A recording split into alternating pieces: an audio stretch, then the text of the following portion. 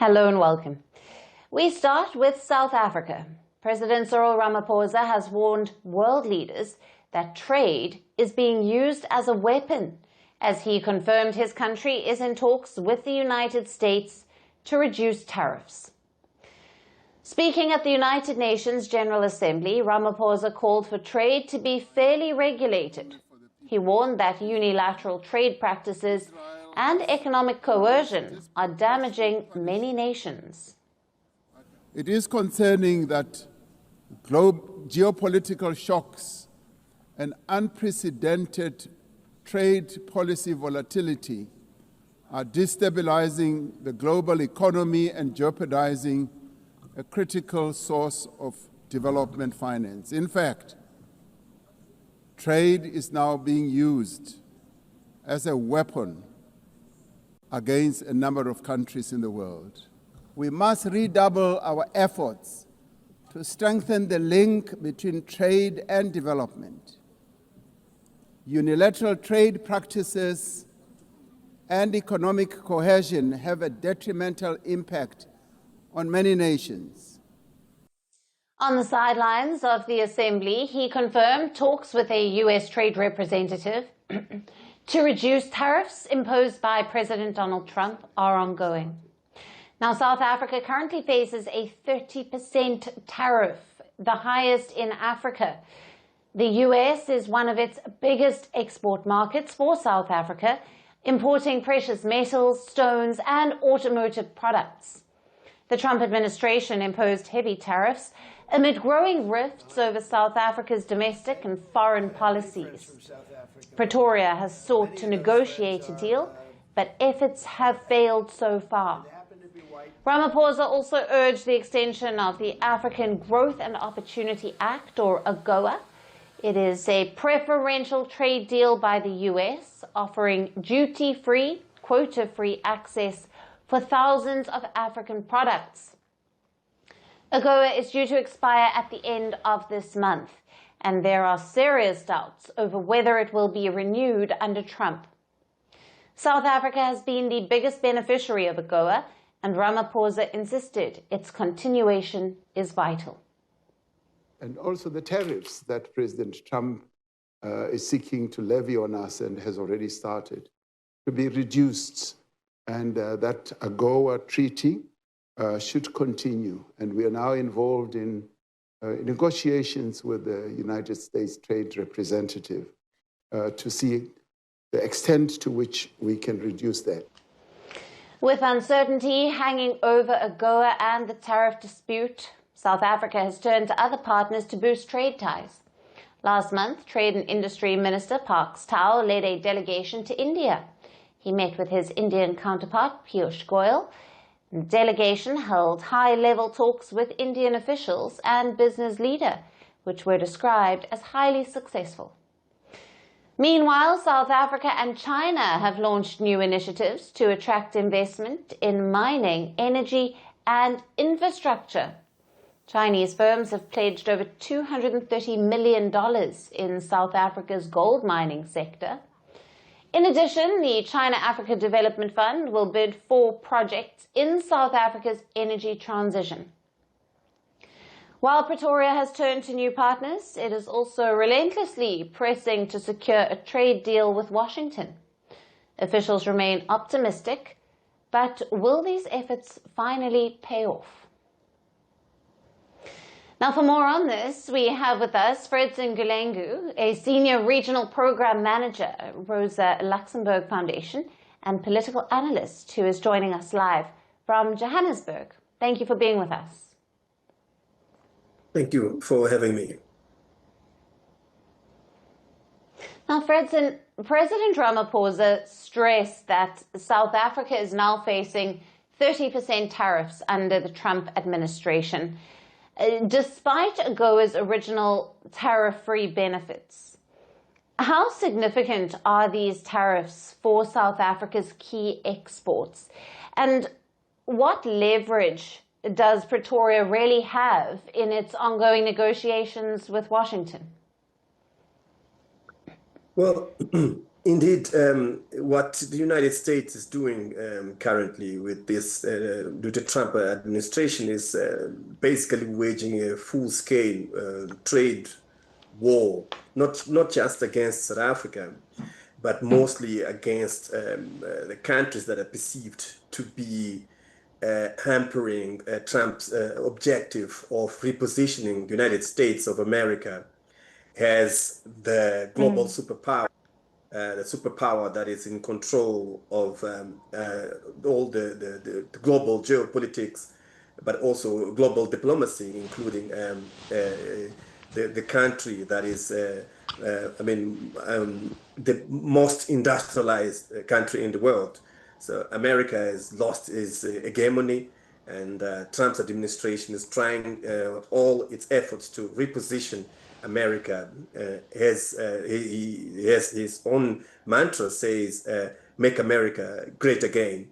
So that South Africa is caught up in that process. And I think in terms of impact, there have been some reports of 80% loss in exports by Mercedes to the South African economy. This is within the automobile sector, but there's also impacts happening in the agricultural sector. But now, how much leverage South Africa has within this complicated context, indeed it's very difficult to predict if this is going. South Africa's efforts to negotiate with the United States is going to have any positive impact to South Africa, because one, you cannot trust in the Trump administration, and two, South Africa, by leaning towards China, or by leaning again towards the West and the United States, and ignoring China, Russia, and the East, South Africa will be losing its sovereignty, the capacity to decide on who to partner with, because the United States will not allow South Africa the choice to decide on which kind of diplomatic relationship that South Africa has. So in this regard, very difficult for South Africa. Yes, and Fredson, by framing trade as a weapon, Ramaphosa has highlighted growing tensions in global trade policy. To what extent is this rhetoric a reflection of broader US-Africa dynamics?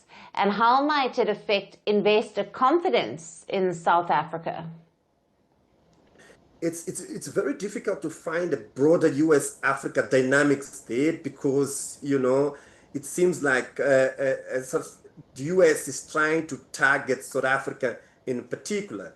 I have to remind you that for Trump and his administration, the rest of Africa doesn't really play a significant role, either diplomatically or economically. So we have seen Trump involving recently in the conflict in the DRC and trying to get, as a result, some minerals from DRC, but it continues. Trump himself has yesterday announced that he managed to resolve the war in the DRC, but the war persists, so nobody listens to him. So more than Africa there, I see a reflection of frictions between the US and South Africa, which didn't necessarily start with Donald Trump, but found its biggest momentum with Trump. I need to remind you that even prior to Trump, we had that incident with the former ambassador Ruben Brigitte II, when in May the 23rd, he said that South Africa was lodging weapons to be used in the conflict by Russia against Ukraine. So we after we saw more and more friction, the United States expelling South African ambassador Ibrahim Rasool, and denying visa for former minister Jonas, etc., etc. We have seen so many occasions of friction. So it's more about South Africa and the U.S. relationship than a reflection of a U.S. relationship with the African continent in general. Right, Fredson.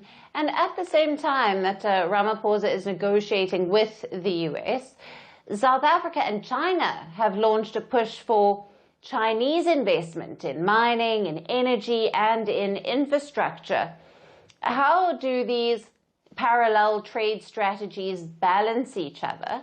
And does leaning more toward China risk complicating US-South Africa trade relations further? I see more complication than balancing, because leaning towards China is the biggest enemy of the United States today. It's actually the growth of China that threatens the most US hegemony. So what Trump and Trump doesn't want any other country to have a balanced relationship between the US and China. So it's either you go for the US or you go for China. If you go for China, you become our target. This is precisely what the US is doing, because US wants to prevent China from taking position as the global superpower. So South Africa's position here is very complicated. On one side, South Africa needs to attract investment, and the kind of investment that China is bringing is very highly necessary for South African economy. Infrastructure, energy, and minerals, it's where South Africa has more of its competitive advantage. But by doing that, South Africa, moves further from the United States and risks retaliation. So it is a very complicated position, but South Africa needs to create growth, needs to create employment, and needs to find ways to, transform itself into a major enemy of the United States, because of how disruptive the United States can be, and Trump can also be against South Africa. But let's not just South Africa as this victim of global capitalism only. South Africa also doesn't have balanced trade relationship with the rest of the African continent.